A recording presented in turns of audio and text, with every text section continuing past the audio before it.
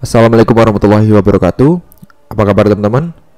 Di video ini kita akan membahas tentang bagaimana cara melakukan HTTP request, di mana kita akan menggunakan metode POST untuk menambahkan sebuah data ke dalam API. Oke, di sini kita sudah bikin project sebelumnya, yaitu dengan metode GET ya, untuk mendapatkan data dari API.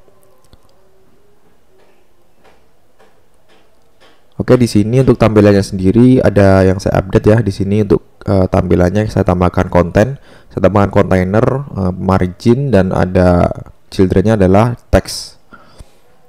Kemudian kita juga udah bikin model. Kemudian ini adalah repository atau akses untuk get data. Oke, selanjutnya kita lihat aja di dokumentasinya. Masuk ke cookbook ya. Kemudian teman-teman scroll ke bawah untuk melakukan post data. Teman-teman pilih aja bagian send data to di internet. Oke, selanjutnya yang pasti teman-teman harus pakai package HTTP ya. Masukkan ke dalam paspek YAML. Kemudian jangan lupa diimport untuk menggunakan HTTP-nya. Kemudian masukkan juga use permission-nya di dalam Android Manifest. Nah, selanjutnya untuk sending data atau post data itu sendiri sama kita pakai function asynchronous, kemudian masukkan parse URL-nya, header dan body ya. Kemudian body itu isinya adalah parameter yang ingin kita kirim.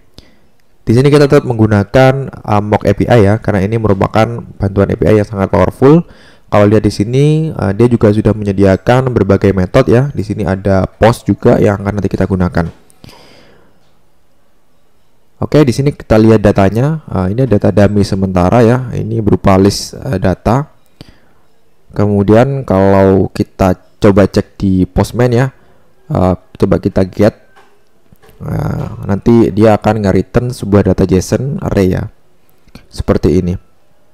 Title dan konten aja. Nah, coba kita yang postnya ya. Kita post, kemudian masuk ke body, masukkan parameter yang ingin ditambahkan, ya title, kemudian isinya kita misalkan title data test ya. Kemudian kita coba, kemudian parameter kedua itu konten. Kemudian kita isi semisal konten data test. Nah, samakan dengan key value-nya ini ya, si respon. Nah, ini responnya hasilnya berupa data kembaliannya ya. Ini berarti sukses. Harusnya dia nambah satu data jadi 11. Nah, ya betul. Kita lihat di datanya harusnya nambah di bawah sendiri. Ya, itu udah nambah. Atau coba kita cek di URL ya, lewat URL. Kita blok ya, masukkan. Kemudian kita lihat harusnya di bawah sendiri udah muncul. Iya. Oke, artinya API ini sudah siap digunakan. Kita terapkan di dalam codingan kita. Oke, masuk ke dalam repository, kita bikin URL-nya kita pisah aja ya, endpoint sama base URL aslinya.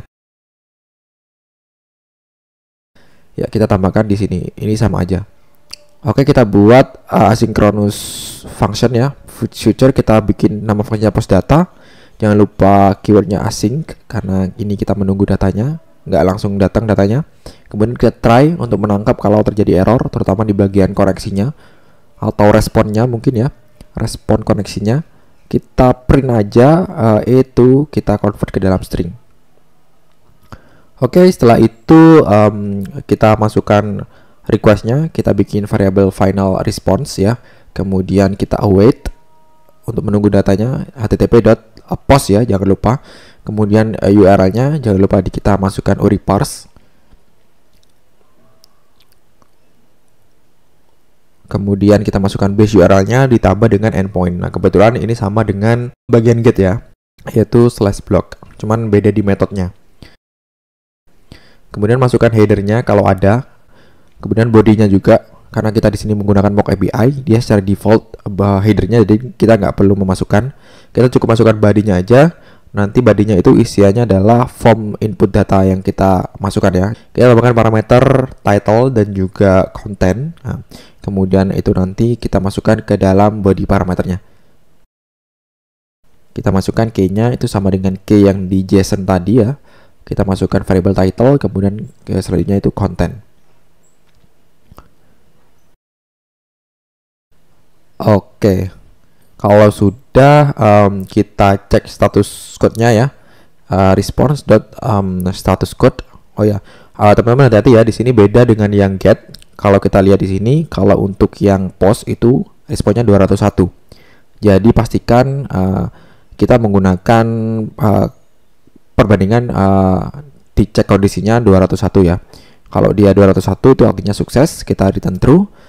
Selain itu kita return false, artinya input data itu gagal. Oke, untuk repository post data mungkin cukup ini aja, coba kita save ya. Selanjutnya kita masuk ke main.dart, kita bikin tombol atau bikin action button, sorry. Jadi untuk mengarahkan ke dalam form page ya, form input, nanti kita bikin page-nya nanti. Kita bikin buttonnya dulu, icon kita tambahkan icons.add aja biar muncul icon plus ya. Kemudian ada juga requirednya on pressed ya. Ini sementara kita kosongkan dulu aja. Oke, kalau sudah kita bikin root ya, karena kita bikin page lebih dari satu. Kita coba terapkan routing melalui material apps. Mungkin kalau teman-teman belum familiar dengan navigasi atau routing, teman-teman bisa lihat video saya di list sebelumnya ya. Saya sudah bikin.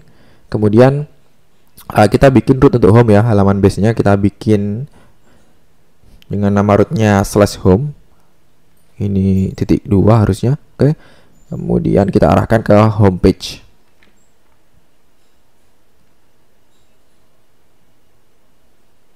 Oke, kemudian oke, kita buat page-nya dulu aja kali ya.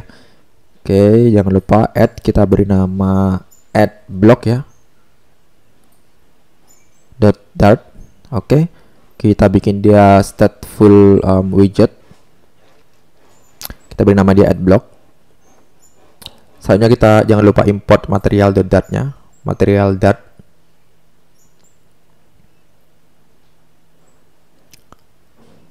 Oops. Iya.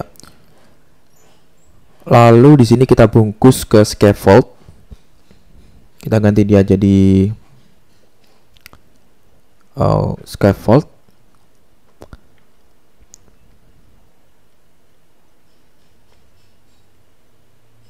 Oke, kita tambahkan app bar dengan title nanti ya. Kita tambahkan title apa ya? Add block mungkin ya.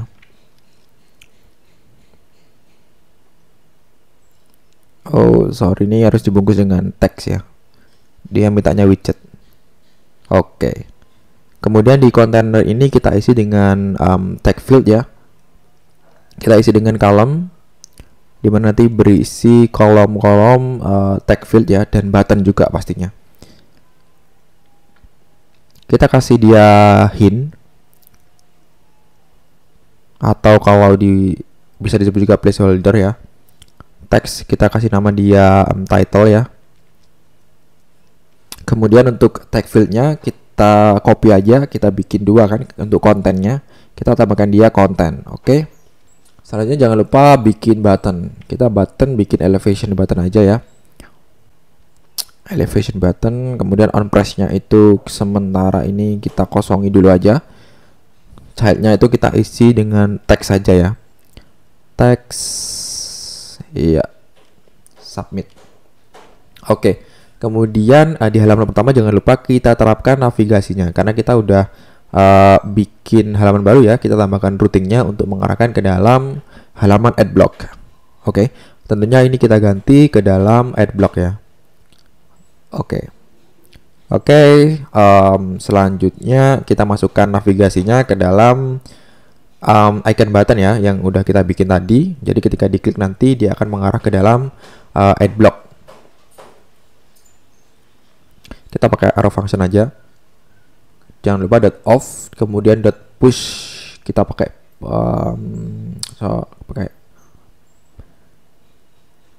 lebihnya kayaknya enakan pakai pop deh, pop push name. Jadi dia nggak numpuk nanti.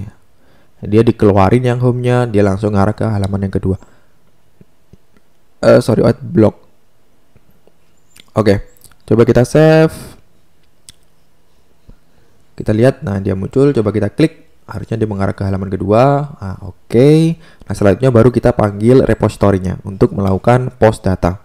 Kita bikin variabel repository ya. Repository.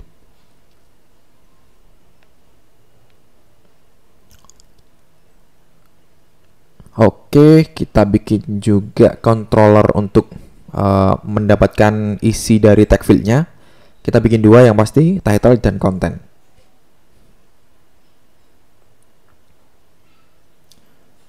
Oke.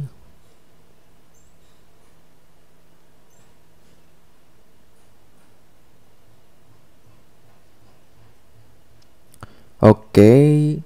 Selanjutnya kita masukkan ke dalam controller dari text itu sendiri, text fieldnya.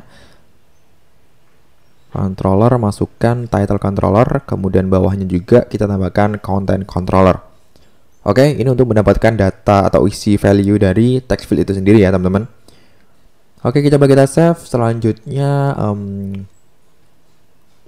kita eksekusi ya untuk post datanya. Kita bikin function di sini. Atau kayaknya nggak usah deh. Kita langsung terapin aja di buttonnya aja ya. Coba kita masukkan ke buttonnya aja langsung. Karena dia ini kita manggil secara asinkronus, kita tambahkan async di dalam function buttonnya. Lalu kita coba bikin variabel untuk menangkap response dari post itu tadi ya. Karena dia tadi responnya true dan false, kita pakai variabel bool atau boolean. Kemudian kita await, kita tunggu response datanya ya. Kita manggil repository, kemudian get. Tadi kita buat post data ya. Ini bukan get, kita ganti post data. Oke. Nah, post data ini minta dua parameter tadi ya. Kita bikin dia parameternya ada dua, yaitu string title dan content. Nah, kita masukkan input data dari text field yang kita buat. Caranya adalah title controller ya, .text, kemudian content controller .text. Itu nanti akan mendapatkan value dari text field itu sendiri. Oke, kemudian kita kasih kondisi ya, kalau dia itu response-nya true. Nah, kalau kemudian kita akan coba mengarahkan dia ke dalam halaman home ya. Kita lihat dia akan nambah atau enggak datanya di dalam list view. Kita pakai pop push ya, pop push name. Kemudian root name-nya kita kasih home. Oke, kita kasih kondisi else kalau dia post datanya gagal ya. Kita print aja ini semisal post data gagal. Iya. Oke. Coba kita save ya teman-teman. Apakah ini berhasil? Kita review lagi. Sepertinya betul sih. Oke, kita lihat. Kita refresh dulu. Ya, oke. Coba kita klik add data ya. Kemudian kita masukkan ini semisal.